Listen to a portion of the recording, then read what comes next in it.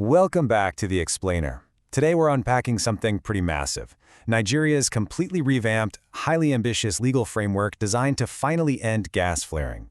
For decades, gas produced alongside crude oil in Nigeria has just been burned off or released straight into the air. But as we're going to see today, there's a whole new system in place. And it's not just about stopping the practice, it's about holding operators' feet to the fire and actually turning a giant environmental hazard into a real economic opportunity.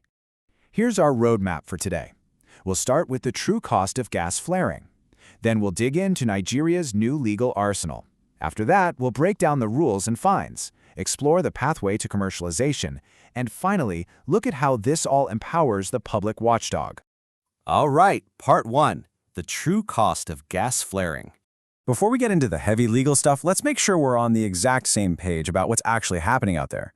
Flaring is the deliberate, controlled burning of natural gas that comes up alongside crude oil. It just wastes a highly valuable national resource and absolutely wrecks local air quality. Venting, though, that's the direct release of natural gas into the atmosphere without burning it at all.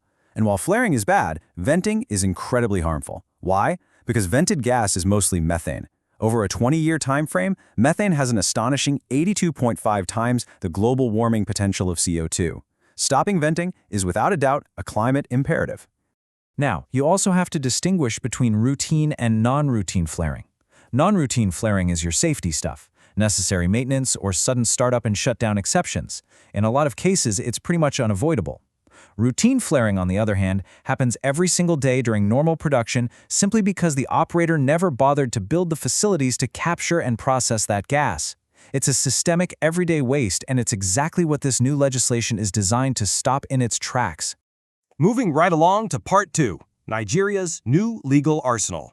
Look at the sheer momentum of Nigeria's legal timeline here. This wasn't an overnight thing, right? It started back with global commitments when Nigeria signed the Paris Agreement in 2016.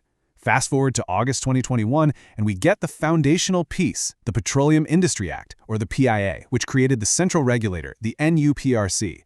From there, subsidiary rules were rapidly deployed. First, the 2022 Fugitive Methane Guidelines, and then the incredibly strict 2023 gas flaring regulations.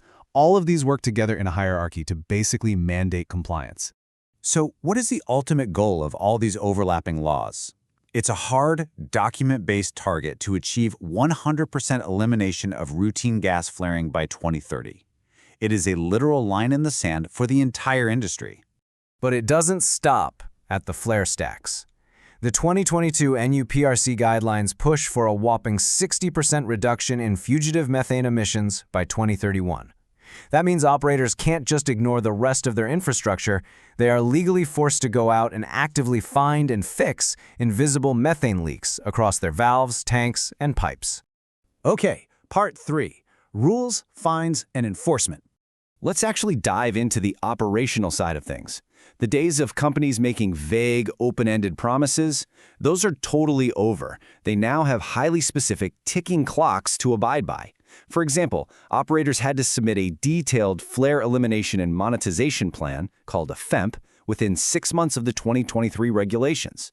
They have to run leak inspections up to 4 times a year. If they spot a large leak, they have exactly 5 working days to fix it. And if a flare suddenly goes out and starts venting cold gas, they have just 48 hours to get it reignited. And here comes the stick. The regulator does not hold back on these administrative penalties. If you flare or vent without authorization, that'll cost you $3.50 per 1,000 standard cubic feet of gas. Plus, continued contravention of the rules after being notified carries a daily fine of $1,000. That adds up fast. But honestly, the most striking part of this policy is how heavily the regulator values transparency. Hiding data, submitting late or inaccurate data, or blocking a permit holder from accessing a flare site, that carries an immediate, flat fine of $10,000. The law is literally designed to ensure that transparency is always cheaper than secrecy. Now, to be completely fair, we should note that there are exemptions. Under force majeure rules, if flaring is caused by acts of war, community disturbances, earthquakes, storms, or floods, the fines are waived. Basically, if a natural disaster happens that is strictly out of the operator's hands, they aren't going to get penalized for emergency flaring. Which brings us to Part 4, the pathway to commercialization. Because it's not all sticks, right? There is a serious carrot approach built into this framework. The NUPRC actually has the right to step in, take that wasted gas at a flare site completely free of charge and without paying any royalties. They can then award permits to qualified third-party businesses who come in, capture that gas, and turn it into electricity, cooking gas, or industrial fertilizer. It even opens up channels for climate-linked carbon financing. It completely flips the script from wasting a resource to fueling the domestic economy. Finally, Part 5. Empowering the public watchdog. This is where it gets real for civil society and journalists, because you now have a documented basis to track compliance. It's an exact 5-step progression. First, document the basics: dates, locations, and whether a flare is lit or unlit. Second, route those findings straight to the NUPRC. Third, and this is absolutely key, cite the exact specific rules breached to sharpen your complaint. Fourth, legally request public reports, like those FEMP submissions. And fifth, follow up publicly to see if fines were actually levied.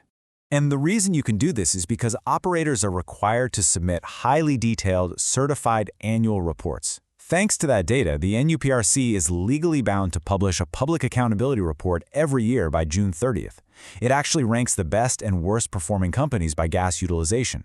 It's essentially handing the media a ready-made, powerful tool for public pressure. So, the legal arsenal is absolutely locked in. We have the targets, the fines, the commercial pathways, and the public reporting mechanisms. But looking at all of this leaves us with one incredibly provocative question to wrap up this explainer. With all these rules fully documented, which operators are actually on track to meet that strict 2030 zero routine flaring deadline? Will the public and regulators use these laws effectively enough to hit the target, or will the flaring just continue? It's something we all need to be watching very, very closely. Thanks so much for joining me to unpack this essential framework.